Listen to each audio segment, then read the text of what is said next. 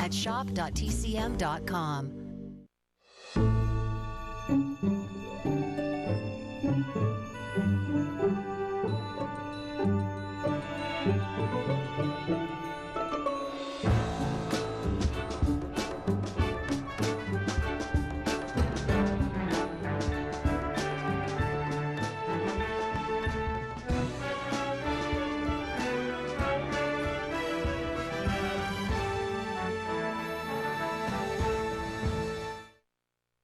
Hi, I'm Robert Osborne.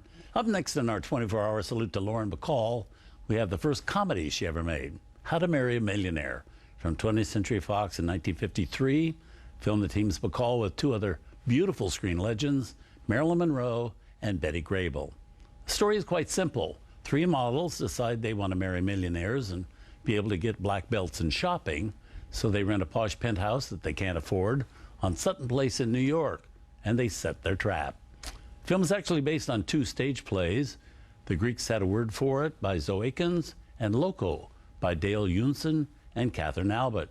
Combining those two plays into one movie was the idea of writer-producer Nunnally Johnson, who was a close friend of Lauren Bacall's.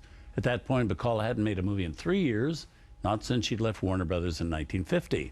Johnson thought it would be a witty, cynical comedy, which could be both a perfect way for Bacall to return to the big screen and a great way for the public to see her in an entirely new type of role. I mean, everybody knew she could be slinky and be a femme fatale, but nobody except friends in the Hollywood crowd was aware she had a really great sense of humor. And I must say, as good as Monroe and Grable are in this movie, it's really Lauren Bacall who steals the show. She's the hub of the movie and was the big surprise when the film came out because no one had seen her be funny before.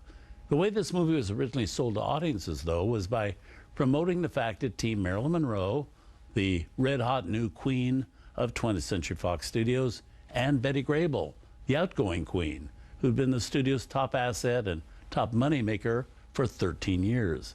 But if anybody thought Betty Grable would resent Monroe being groomed to take over Betty's place as the studio's #1 blonde, they couldn't have been more mistaken. Betty, in fact, famously said to Marilyn, "I've had mine, honey. Now you go get yours." The men in the movie include David Wayne, Rory Calhoun, Cameron Mitchell, and Mr. Thin Man himself, suave William Powell, who was 60 years old at the time and soon to retire after 33 years as a film actor. Here, preceded actually by a short musical interlude of Alfred Newman conducting the 20th Century Fox Orchestra playing Street Scene, just as it was shown in all theaters during the first-run engagements of this movie in 1953. A way to show off the wide expanse that the brand new CinemaScope process could add to a movie. So here, directed by Jean Negulesco, How to Marry a Millionaire.